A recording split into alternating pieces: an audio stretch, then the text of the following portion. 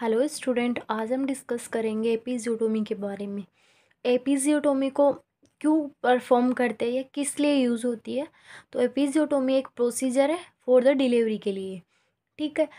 Use या purpose देखिए अपन तो एपिज़ियोटोमी का इसलिए करते हैं कि एक तो अपन इसमें क्या करते हैं, जो टीयर होता है पेरिनियल टीयर या पेरिनियल डैमेज, उसको क्या करता है, ये प्रिवेंट करता है। अभी बात करते हैं एपिज़ियोटोमी होती क्या है। तो आप टोमी का मतलब आपको पता है, टोमी का मतलब होता है कट लगाना। ठीक है, अलग कट करना। ठीक है।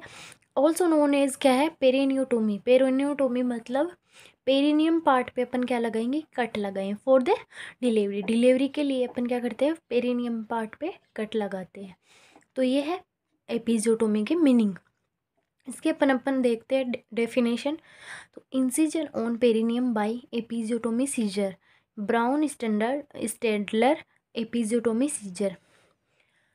इसमें क्या होता है कि इंसिजन लगाते हैं अपन या कट लगाते हैं। कहाँ लगाते हैं, पेरिनियम पार्ट पे लगाते हैं। एपिज़ियोटोमी सीजर, एपिज़ियोटोमी सीजर का नाम क्या है, एग्जैक्ट नाम पूछे तो brown standard Stadler episiotomy scissor. ठीक है। पेरिनियम किसको बोलते हैं, तो अभी बता देती हूँ कि वेजाइना है। ठीक है, ये अपन ने बात करी वेजाइना, ये एनस है। ठीक है। इन दोनों के बीच के पार्ट को या बीच की स्पेस को क्या बोला जाता है, तो उसको बोलेंगे अपन पेरिनियम। ठीक है। इसके बाद में बात करते हैं episiotomy is second degree of perineal tear. अभी अपन बात करेंगे थोड़ी सी पेरिनियल टीयर कि पेरिनियल टीयर होता क्या है। तो पेरिनियल टीयर को क्या है, अलग अलग डिग्री में डिवाइडेड किया गया है। लेकिन जिस बात की बात करें कि एपिज़ियोटोमी खुद कौन सी डिग्री का पेरिनियल टीयर है। पेरिनियल टीयर का मतलब है कि पेरिनियल पार्ट, कोई भी पार्ट है वो क्या हो रहा है, डैमेज हो रहा है। ठीक है। तो जो एपिज़ियोटोमी खुद है वो क्या है, सेकंड डिग्री का पेरिनियल टीयर है। पेरिनियल टीयर की बात करें तो ये 4 डिग्री में डिवाइड है। ठीक है। फर्स्ट डिग्री में क्या इन्वॉल्वमेंट होता है कि अपन उसको बोलते हैं कि ये फर्स्ट डिग्री पेरिनियल टीयर है। तो involvement of skin and vagina muscles, कि जो स्किन है नॉर्मल एंड जो वेजाइना की मतलब जो एकदम पास पास की जो क्या है मसल्स है वो क्या है, इन्वॉल्व हुई है, ज़्यादा टीयर नहीं हुआ है। ठीक है। उसको अपन बोलेंगे 1 degree perennial tier. Second degree perennial tier की बात करें तो involvement of muscles and fascia. Muscles, इसमें क्या, इसमें वेजाइनल मसल्स है ओनली। इसमें जो मसल्स एंड फेसिया है वो क्या हो जाता है, इन्वॉल्व हो जाता है, वो सेकेंड डिग्री में आएगा। थर्ड डिग्री की बात करें तो ये सेकेंड डिग्री का जो पेरिनियल टीयर है उसी को अपन क्या बोलते हैं, एपिज़ियोटोमी बोलते हैं।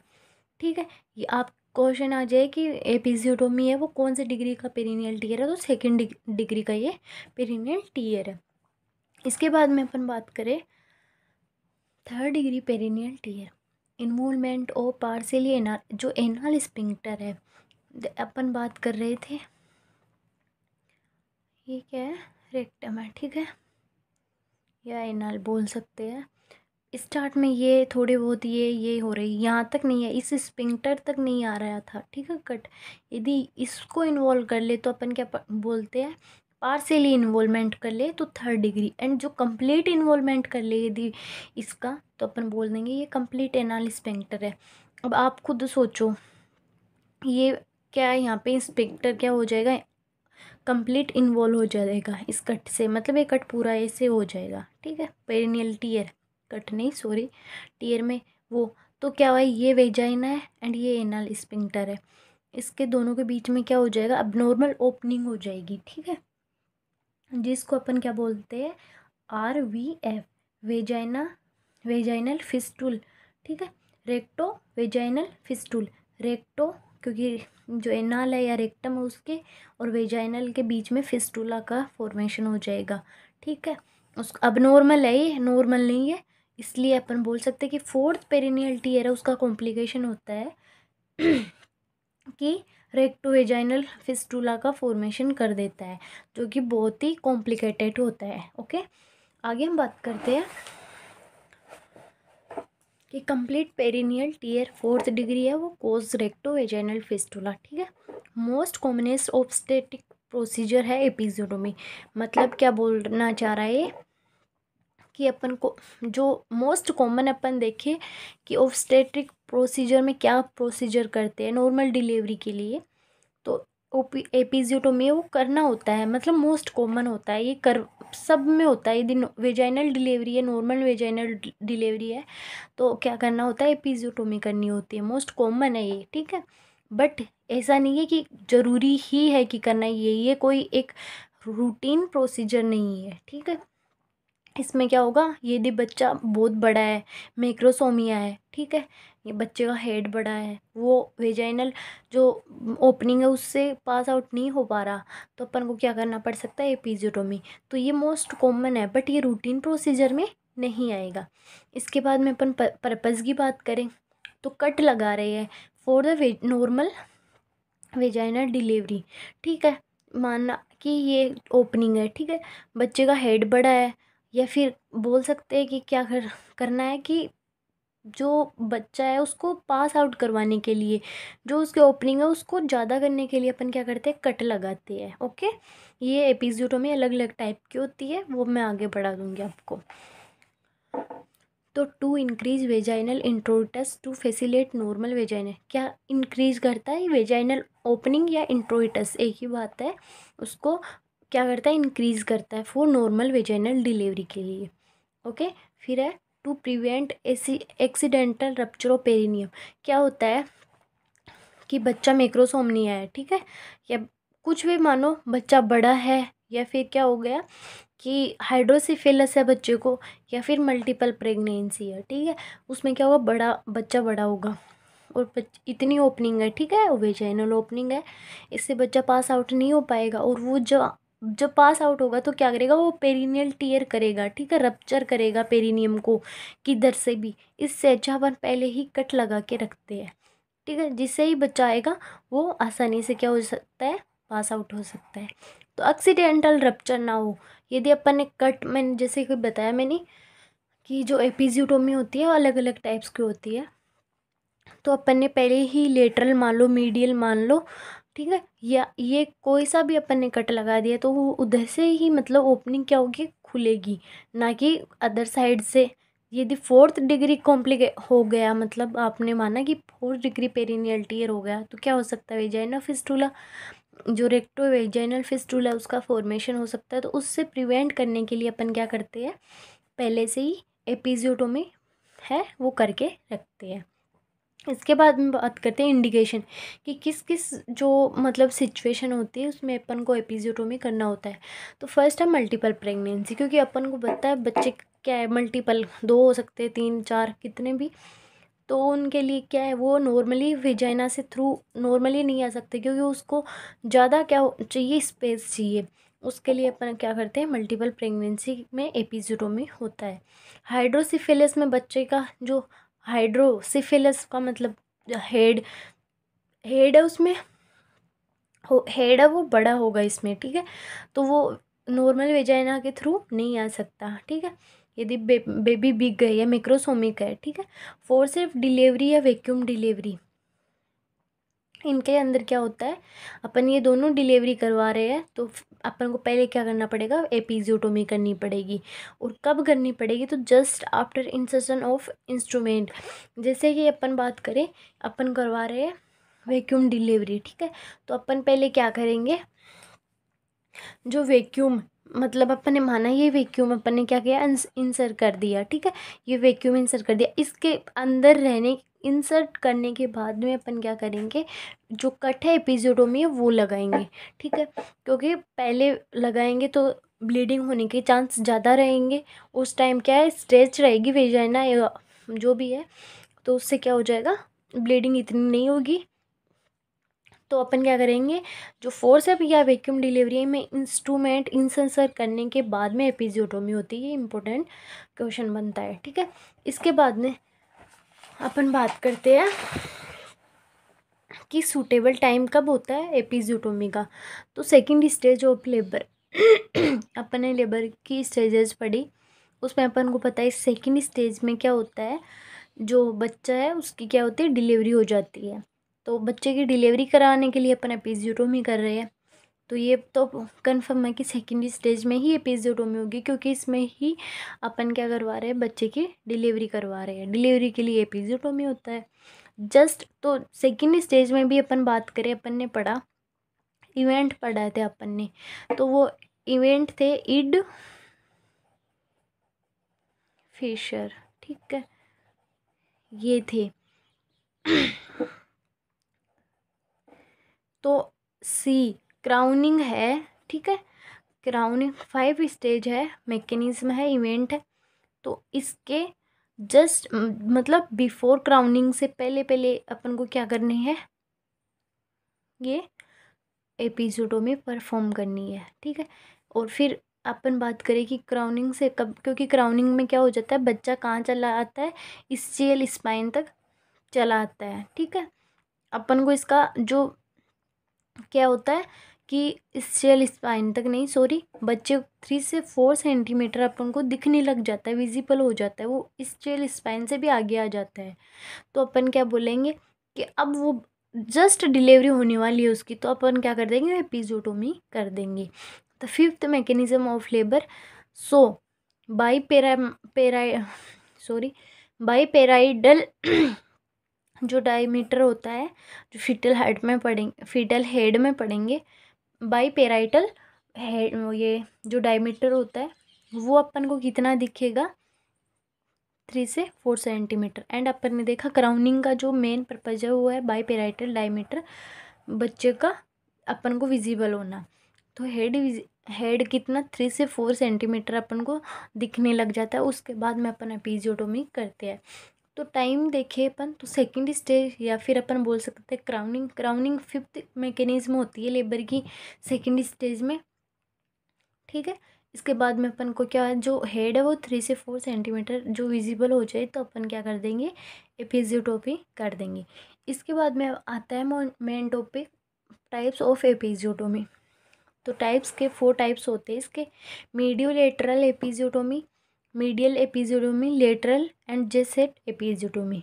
मीडियोलेटरल एपिज़ोटोमी, ठीक है, ये मोस्ट कॉमन टाइप है, मतलब सबसे ज़्यादा यूज में लेने वाला जो टाइप है, ये कौन सा है, mediolateral episiotomy. Incision start from fourchette and going incision laterally from mid line. Fourchette किसको बोलते हैं, फर्स्टली जैसे जो लेबिया माइनोरा है, ठीक है, एक होता है लेबिया मेजोरा, एक होता है लेबिया माइनोरा, जो अंदर वाला है वो है लेबिया माइनोरा। ये जो लास्ट पोस्टीरियर में जहाँ के दोनों मिलते हैं उसको अपन बोलते हैं फोरचट, ठीक है। तो इस फोरचट से स्टार्ट करना है, ठीक है। फिर क्या बोल रहा है, एंड गोइंग इंसिजन लेटरली जाना है, लेटरल मतलब इधर, लेटरली हो गया फ्रॉम मिड लाइन, ये अपन ने माना ये मिड लाइन है, माना क्या ये मिड लाइन होती है, इससे लेटरली अपन को इंसिजन लगाना है। तो हो गया ना मीडियो, क्योंकि मीडियम से अपन कहाँ जा रहे हैं, लेटरल की तरफ जा रहे हैं, वहाँ पे इंसिजन लगाना है। एंड ये मोस्ट कॉमन टाइप ऑफ एपिज़ोटोमी होता है। इसके बाद में अपन बात करें तो अपन बात आती है कि कट कितना लगाना है, तो 2.5 सेंटीमीटर का कट लगाना है हर में ना, ये बात याद रखना, जो कट होगा वो 2.5 सेंटीमीटर का ही होगा। और जो रेक्टम है, ये रेक्टम है मानो, ठीक है, ये फोरचट, इस रेक्टम से इस कट की दूरी भी कितनी होनी चाहिए, 2.5 सेंटीमीटर होनी चाहिए, okay. Where labia minora meets, ठीक है, हो गया। एडवांटेज देखे अपन, तो देखो ये इधर जा रहा है, इधर रेक्टम है, इसके आसपास तो ये आ ही नहीं रहा, इससे दूर है, तो ये कंप्लीट पेरिनियल टीयर है उसको क्या करेगा, प्रिवेंट करेगा। क्योंकि यहाँ पे प्रिवेंट जो अपन ने बात करी एनल स्फिंक्टर है, वो कहीं मतलब कहीं भी इन्वॉल्व नहीं होगा, क्योंकि लेटरली जा रहे हैं अपन, ठीक है। तो no chance of CPT, so mediolateral episiotomy most common perform, okay. इसके बाद में अपन इसका यदि डिसएडवांटेज देखें तो मोर ब्लड लॉस होगा, ठीक है, लेटरली अपन कर रहे हैं, एंड मोर ज़्यादा जो ब्लड लॉस है तो क्या होगा, मोर रिपेयरिंग टाइम होगा, जो रिपेयर होने में टाइम लगेगा। इसके बाद में अपन बात करते हैं मीडियन एपिज़ोटोमी। मीडियन का मतलब क्या होगा, बीचों बीच, ठीक है। तो सेकंड मोस्ट कॉमन जो है प्रोसीजर वो कौन सा है, मीडियन एपिज़ोटोमी है। लेस ब्लड लॉस होता है, लेस रिपेयरिंग टाइम होता है, मोस्ट चेंज ऑफ CPT यानी कंप्लीट पेरिनियल टीयर चेंज नहीं है, ये चांस है, ठीक है, सॉरी। इसमें क्या होता है, अपन बोल रहे हैं फोर्चट से सीधा रेक्टम की ओर अपन क्या करेंगे, एनएस की ओर क्या करेंगे, ये लगाएंगे, ओके, इंसिजन लगाएंगे। तो ये कहाँ जा रहा है, रेक्टम की ओर जा रहा है। तो इसमें क्या हो सकता है, जो एनल स्फिंक्टर है वो क्या हो जाएगा, इन्वॉल्व हो जाएगा। है ये अच्छी है, क्यों अच्छी है, क्योंकि इसमें ब्लड लॉस है वो भी कम है एंड रिपेयरिंग टाइम है वो भी कम है। बट सबसे बड़ा कॉम्प्लिकेशन क्या है इसका, कि ये इसको क्या करता है, जो RVF है वो क्रिएट करेगा CPT के थ्रू। तो अपन इसको कम परफॉर्म करते हैं comparison to mediolateral episiotomy, okay. ये भी 2.5 सेंटीमीटर का ही होगा। इसके थर्ड बात करते हैं अपन लेटरल एपिजियोटोमी। लेटरल एपिजियोटोमी की बात करें तो लेस परफॉर्म एपिजियोटोमी है ये, ठीक है। इसमें क्या होता है कि मोर chance of Bartholin duct injury. पहले मैं आपको समझा देती हूँ कैसे होता है। ये माना वेजाइना है, ठीक है, इसके 1 सेंटीमीटर ऊपर, ठीक है, मतलब बिफोर, ठीक है, अपन क्या करते हैं यहाँ पे इंसिजन लगाते हैं 1 सेंटीमीटर ऊपर। ये 1 सेंटीमीटर 2.5 सेंटीमीटर का क्या लगाते हैं, कट। तो अपन को पता है वेजाइना के दोनों साइड में क्या होती है, बार्थोलिन डक्ट होती है, तो वो क्या हो सकती है, डैमेज हो सकती है। इसलिए इसको अपन क्या करते हैं, लेस परफॉर्म करते हैं। More chance of Bartholin duct injury, incision start from 1 centimetre away from fourchette, away हो गए ना 1 centimetre, and incision start 2.5 centimetre away from rectum, okay. J shaped episiotomy क्या होती है, तो incision start from fourchette straight 1.5 centimetre. देखो इसमें क्या फोर्चट है ये, ठीक है, इससे 1.5 सेंटीमीटर स्ट्रेट कर दिया। इसके बाद में लेटरल के अंदर या तो इधर या इधर, मतलब ये इधर अपन देखते हैं वॉच में, इधर 5, इधर 4 बज रहे होते हैं, इधर 3, इधर 6, इधर 7। तो अपन को क्या करना है कि 1.5 से एक सेंटीमीटर का इधर और इधर क्या करना है, इंसिजन लगाना है लेटरल में, ठीक है। एपिजियोटोमी परफॉर्म अंडर एपिजियोटोमी, उसको अपन ये टाइप हो गए चारों। इसके बाद में बात करते हैं कि एपिजियोटोमी वो परफॉर्म अंडर लोकल एनेस्थेसिया। जो लोकल एनेस्थेसिया है वो उसका यूज में करते हैं। तो लोकल एनेस्थेसिया में अपन को पता है क्या यूज में लिया जाता है, जो 1% लिग्नोकेन है या 10 ml, ठीक है। इसके बाद में अपन बात करते हैं कि fan wise pattern give the local anaesthesia, मतलब जो लोकल एनेस्थीसिया अपन यूज़ कर रहे हैं उसको फेन वाइज मतलब चारों तरफ यूज़ करना है फेन वाइज पैटर्न में। इसको भी याद रखना आप कि जो एपिजियोटोमी है उसमें फेन वाइज पैटर्न में क्या करते हैं, लोकल एनेस्थीसिया उसका यूज़ करते हैं। फिर after local anaesthesia insertion insertion of 2 finger and elevated पे। देखो आफ्टर लोकल एनेस्थीसिया अपन ने क्या किया, लोकल एनेस्थीसिया उसको दे दिया, ठीक है। इसके बाद में क्या करना है कि इंसर्शन ऑफ 2 फिंगर, ये कर दिया। 2 फिंगर क्या करनी है, पेरिनियम के अंदर देनी है अपन को, ठीक है। इसको ऐसे ऊपर करना है, फिर क्या करना है, ये 2 फिंगर है ये अपन ने दी, इनके बीच में से ऐसे ऊपर किया, पेरिनियम को उठाया और इधर से ऐसे क्या करना है, पेरिनियम कट लगाना है, या एपिजियोटोमी करनी है। इंसिजन बिटवीन 2 फिंगर, ये बात याद रखना। लोकल एनेस्थेसिया दिया, incision of 2 finger and elevated perineum ऐसे दिया अपन ने, ठीक है। अब इसको उठाना है पेरिनियम को एंड यहाँ से कट करना है। ये था आज का अपना टॉपिक पेरिनियम नहीं एपिजियोटोमी, जो बहुत इंपॉर्टेंट टॉपिक है। इसके अगले टॉपिक मतलब जो क्लास होगी इसमें अपन नए टॉपिक के साथ मिलेंगे। Thank you.